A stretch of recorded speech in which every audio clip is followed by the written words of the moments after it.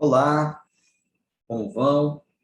Eu me chamo Lucas de Pádua e, a pedido do Grupo Espírita Amor e Vida, eu falarei a vocês hoje sobre o tema A Missão de Kardec, em que nós falaremos sobre 10 fatos da sua vida que comprovam a sua grande missão. Hoje, nesse dia que eu gravo, dia 3 de outubro, comemoramos o aniversário do nosso querido codificador. E para tal, elencamos 10 fatos que poderão nos auxiliar a conhecer um pouco mais sobre esse grande espírito e sobre o seu grande compromisso com a doutrina e com Jesus.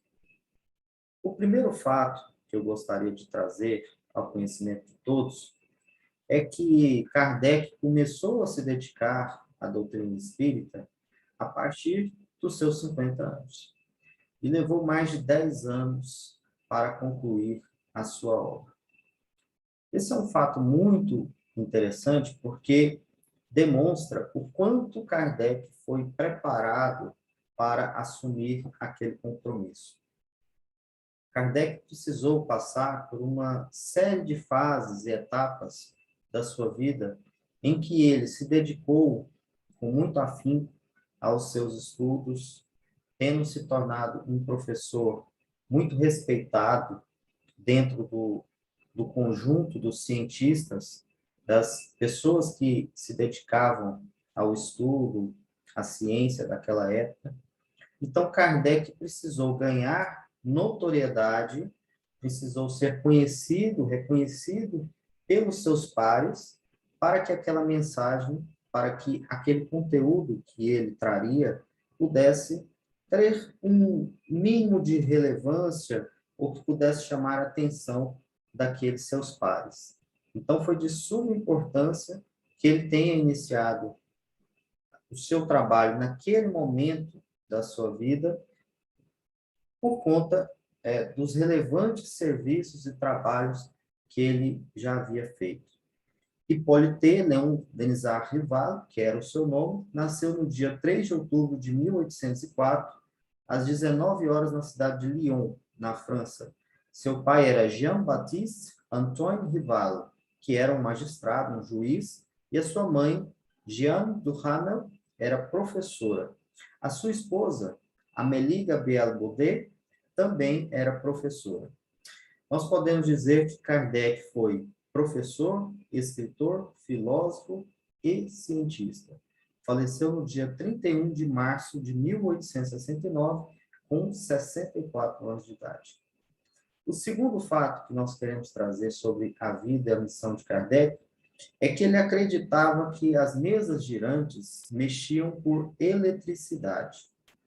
Veja bem, meus amigos, naquele momento, quando Kardec já era consagrado como um grande cientista da sua época, como alguém que tinha notoriedade, respeito pelos seus pares, quando chegou ao seu conhecimento a respeito das mesas girantes, ele não acreditava que aquilo tinha uma origem sobrenatural. Conta-nos a doutrina espírita, os livros espíritas, que o senhor Fortier um dia disse a ele: eis aqui uma coisa que é bem mais extraordinária. Não somente se faz girar uma mesa, magnetizando-a, mas também se pode fazê-la falar. Interroga-se e ela responde.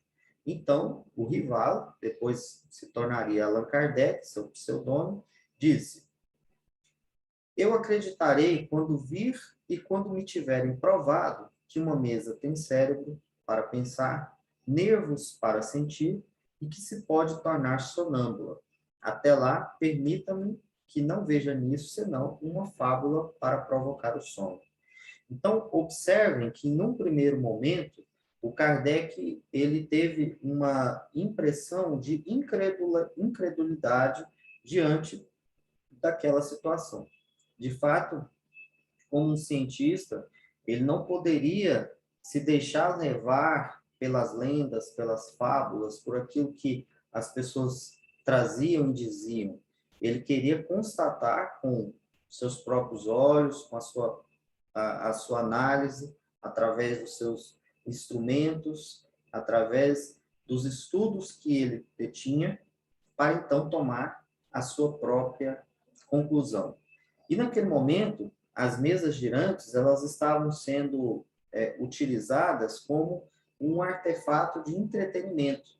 Então, as pessoas utilizavam aquilo de uma forma negligente, tentando obter informações como, por exemplo, quando que eu vou me casar, ou se eu vou ganhar algum presente, enfim, questões que não eram relevantes e, portanto, atraíam também espíritos que não tinham aquele compromisso. Mas a partir do momento que Kardec se dedica a esse estudo, também se aproximam espíritos que estavam programados para contribuir com a codificação da doutrina espírita. O fato número 3 é que Kardec teve uma grande companheira que auxiliou na sua caminhada. Nós estamos falando de Amélie Gabrielle, que era 9 anos mais jovem que Kardec e não tiveram filhos, né? Esse é um fato interessante, curioso, porque os dois eram extremamente dedicados ao seu trabalho, né? Amélie Gabrielle era professora de letras e belas artes, escreveu diversos livros como Contos Primaveris, Noções de Desenhos e O Essencial em Belas Artes. Ela, inclusive, assumiu diversas funções de Kardec após a sua desencarnação. Então, podemos dizer que Amélie Gabrielle teve um papel extremamente relevante junto a Kardec na codificação. Foi ela quem o apoiou em diversos momentos, momentos de dificuldade, de incredulidade, de dúvidas que são naturais, e ela esteve sempre presente na sua vida, o auxiliando na sua jornada. Então, fica o nosso registro e agradecimento a esse espírito com grande compromisso espiritual. O quarto fato que nós queremos trazer é a respeito do Auto de Fé de Barcelona. O Auto de Fé, como nós sabemos, foi uma situação criada pela igreja da época, em que foram queimadas em praça pública 300 livros. Isso foi realizado no dia 9 de outubro de 1861, em Barcelona, na Espanha.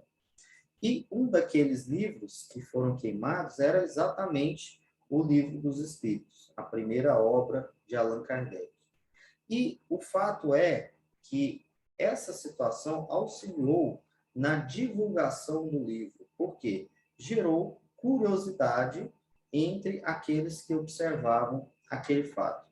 Mas por que, então, se queima esse livro? O que ele traz de tão absurdo que a igreja condena? Isso chamou a atenção de muitas pessoas, principalmente pessoas ligadas à ciência, aos estudos, e isso, então, impulsionou, auxiliou na divulgação da doutrina espírita, não só na Espanha, mas em todo o planeta. E, já que estamos falando da divulgação, nós vamos para o quinto fato, que é a questão de que Kardec falava fluentemente diversos idiomas. Kardec falava fluentemente o inglês, o alemão, o holandês, o italiano, o espanhol e o francês. Kardec teve 9 diplomas, portanto, um cientista que se dedicava realmente aos estudos. E essa sua fluidez em relação aos idiomas, que eram os idiomas principais daquela época, o auxiliou muito na divulgação da doutrina espírita, porque permitia que ele, após a publicação do Livro dos Espíritos, se conectasse, né, se correspondesse com grupos que estavam se formando em toda parte do mundo, e principalmente naquele momento na Europa, e ele então se correspondia, se relacionava com esses adeptos, né, iniciantes da doutrina espírita, essas pessoas que se dedicavam ao estudo, que começaram a entender a doutrina espírita como uma ciência naquele momento, porque era o foco daquele momento, era estudar como uma ciência, e depois ela trouxe a sua vertente religiosa, né? Principalmente no Brasil, essa vertente religiosa, ela se desenvolveu com uma grande desenvoltura, né? Kardec era tão relevante que ele chegou a ser premiado, na época, pela Academia Real de Arras, e foi um concurso em 1831, por uma apresentação que se chamava Qual o sistema de estudo mais em harmonia com as necessidades da época? Então, era alguém muito relevante dentro da academia de ciências, dentro dos seus pares cientistas, né? E também, o fato número 6 é que ele era professor de várias matérias. Veja bem, professor de química, matemática, astronomia, física, fisiologia, retórica, anatomia comparada e francês. Veja bem, meus amigos, que um professor, para que ele possa se dedicar a uma disciplina, exige que ele saiba uma quantidade muito grande daquela disciplina. Então, ele precisa dominar aquela disciplina. Seja, por exemplo, a química. É necessário que ele seja um grande estudioso, e não só isso, que ele acompanhe toda a atualização, porque de tempos em tempos as premissas científicas também vão mudando, e é necessária essa atualização. Então, veja bem que ele conseguia ser, então, professor de diversas disciplinas, e muitas delas nem um pouco relacionadas com as outras, né?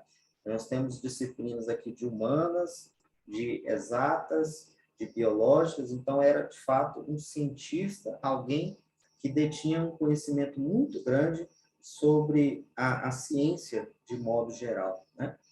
O fato número 7, meus amigos, é que Allan Kardec era um espírito de luz, e isso fica comprovado quando ele conversa com Napoleão em Desdobramento. Vou contar essa história, que é trazida pelo irmão X.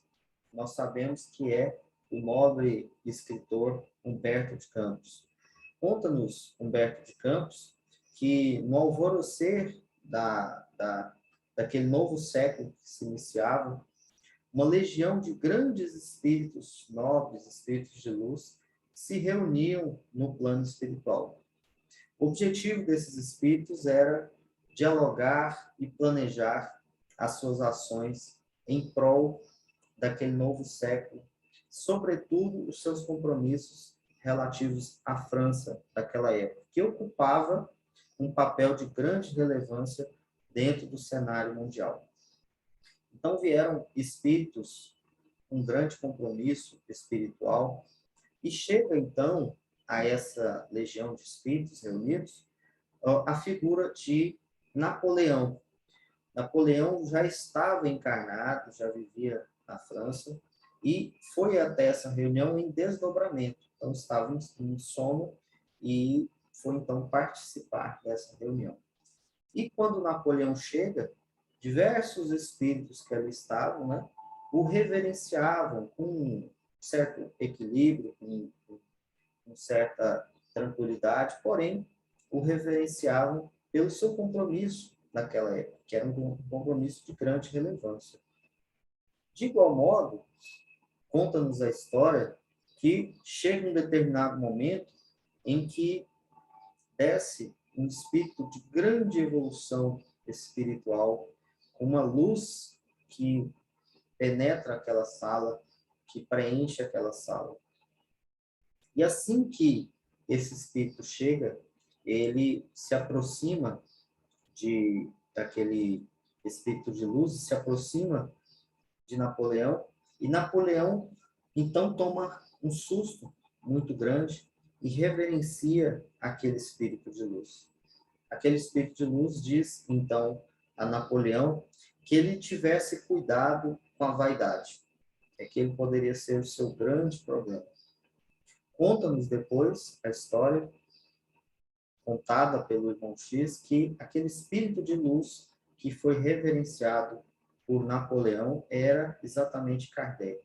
Kardec que nasceria alguns anos depois para iniciar o seu trabalho de iluminação da humanidade. Portanto, nessa história já podemos perceber que Kardec, né, já era um espírito de grande envergadura moral, e espiritual, e que teria, sim, um grande compromisso espiritual com a Terra.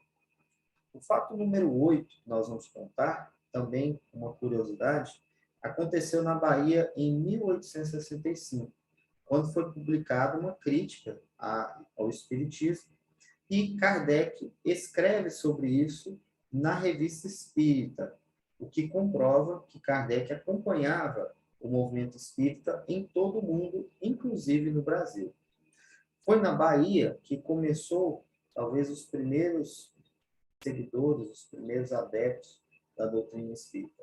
E esses seguidores eram muito ativos e publicavam também informações, notícias, textos a respeito da doutrina espírita. E houve uma crítica muito grande naquela época, e Kardec responde a essa crítica dentro da Revista Espírita. Então, comprova que, além de todas as suas tarefas, além dos seus trabalhos habituais, ele, então, acompanhava tudo o que acontecia, inclusive no nosso país, no Brasil. Fato número 9 é: Kardec se sentia solitário, mas sabia que sua missão era necessária e importante.